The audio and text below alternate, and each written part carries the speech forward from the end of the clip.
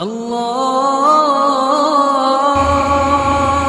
اللہ الرحمن الرحیم۔ صرف 5 منٹ کا مدرسہ قرآن حدیث کی روشنی میں 19 ذی الحجہ۔ نمبر 1 اسلامی تاریخ۔ حضرت مولانا جلال الدین رومی رحمۃ اللہ علیہ، آپ کا نام محمد، لقب جلال الدین اور مولانا روم کے نام سے مشہور ہے۔ بلخ میں 6 ربیع الاول 604 ہجری کو پیدا ہوئے۔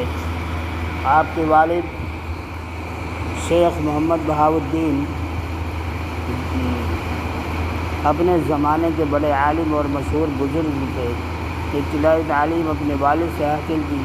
بادشاہ وقت کی کسی بات سے ناراض ہو کر وہاں سے شیخ بہاؤالدین اپنے بیٹے جلال الدین کو لے کر کوفہ لے کر قونیہ چلے گئے۔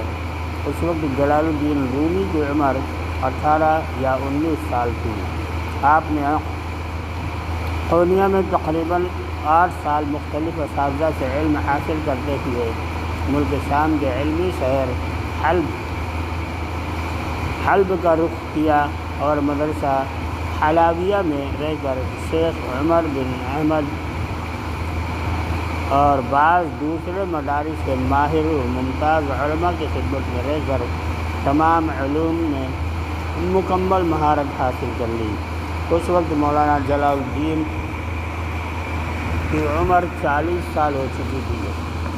جب ان کے والد محترم کی وفات پر سید برہان الدین ترمذ سے ان کے والد کی تعزیت کے لیے تشریف لائے تو ان کا امتحان لے کر فرمایا کہ بس اب علم باطن رہ گیا ہے، تمہارے والد کی یہ امانت اب میں تمہارے حوالہ کرنا چاہتا ہوں۔ چنانچہ 9 سال تک مولانا رومی نے ان کی صحبت میں رہ کر علم باطن اور معرفت سلوک کے مراتب طے کر لیے۔ نمبر 2 اللہ کی قدرت۔ رات میں کھلے آسمان پر بے شمار ستارے چمکتے ہوئے نظر آتے ہیں۔ ان ستاروں کی چمک اور روشنی سے آسمان بڑا خوبصورت دکھائی دیتا ہے۔ خود اللہ تعالیٰ فرماتا ہے، ہم نے آسمان دنیا کو روشن چراغوں سے زینت عطا فرمائی۔ یہ کتنی عجیب بات ہے کہ ہزاروں سال سے کروڑوں ستارے آسمان پر ایسے جگمگا رہے ہیں کہ کبھی روشنی ختم نہیں ہوتی۔ لوگ ان ستاروں کے ذریعہ راستہ اور منزل کی سمت معلوم کر لیتے ہیں۔ آج کے ترقی یافتہ زمانے میں بھی رات میں جہاز کے کپتان ستاروں کی مدد سے رخ معلوم کرتے ہیں۔ ان ستاروں کا برابر چمکنا اور وقت مقررہ پر نکلنا اللہ کی قدرت کی عظیم نشانی ہے۔ نمبر 3 ایک فرض کے بارے میں۔ رسول اللہ صلی اللہ علیہ وسلم نے فرمایا، ہر چیز تقدیر سے ہے، یہاں تک کہ آدمی کے نام کارا اور ناقابل ہونا، آدمی کا ناکارہ ہونا، قابل ہونا اور قابل و ہوشیار ہونا بھی تقدیر ہی سے ہے۔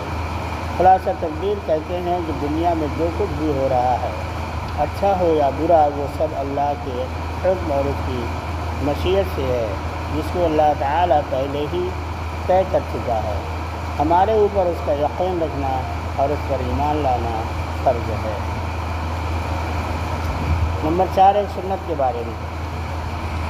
رسول اللہ صلی اللہ علیہ وسلم کو جب خوشبو کا ہدیہ دیا جاتا تو آپ صلی اللہ علیہ وسلم اس کو رد نہیں فرماتے تھے۔ نمبر 5 ایک اہم عمل کی فضیلت۔ رسول اللہ صلی اللہ علیہ وسلم نے فرمایا، جب کسی حاجی سے ملاقات ہو تو اس کو سلام کرو اور اس سے مصافحہ کرو اور اس کے گھر میں داخل ہونے سے پہلے اپنے لیے دعائے مغفرت کی درخواست کر دو، کیونکہ وہ اپنے گناہوں سے پاک و صاف ہو کر آیا ہے۔ نمبر 6 گناہ کے بارے میں۔ رسول اللہ صلی اللہ علیہ وسلم نے فرمایا، جو شخص کسی مسلمان کو قتل کرنے میں مدد کرے، اگرچہ ایک لفظ بول کر ہی ہو، تو وہ قیامت کے دن اس حالت میں آئے گا کہ اس کی پیشانی پر لکھا ہوا ہوگا کہ یہ اللہ کی رحمت سے محروم ہے۔ نمبر 7 دنیا کے بارے میں۔ رسول اللہ صلی اللہ علیہ وسلم نے فرمایا، موت کا ذکر دنیا سے بے رغبت کرنے اور آخرت کی طلب کے لیے کافی ہے۔ نمبر 8 آخرت کے بارے میں۔ قرآن میں اللہ تعالیٰ فرماتا ہے، اس دن بہت سے چہرے تر و تازہ ہوں گے اپنے نیک اعمال کی وجہ سے خوش ہوں گے، اونچے اونچے باغوں میں ہوں گے، وہ ان باغوں میں کوئی بیہودہ بات نہیں سنیں گے۔ ان میں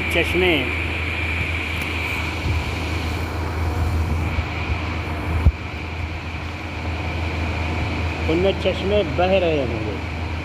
نمبر 9، طب نبوی سے علاج۔ حضرت عائشہ رضی اللہ تعالی عنہ بیمار کے لیے تلبینہ تیار کرنے کا حکم دیتی تھی اور فرماتی تھی کہ میں نے رسول اللہ صلی اللہ علیہ وسلم کو ارشاد فرماتے ہوئے سنا کہ تلبینہ بیمار کے دل کو سکون پہنچاتا ہے اور رنج و غم کو دور کرتا ہے۔ نوٹ، جو کو کود کر دودھ میں پکانے کے بعد مٹھاس کے لیے اس میں شہد ڈالا جاتا ہے، جسے تلبینہ کہتے ہیں۔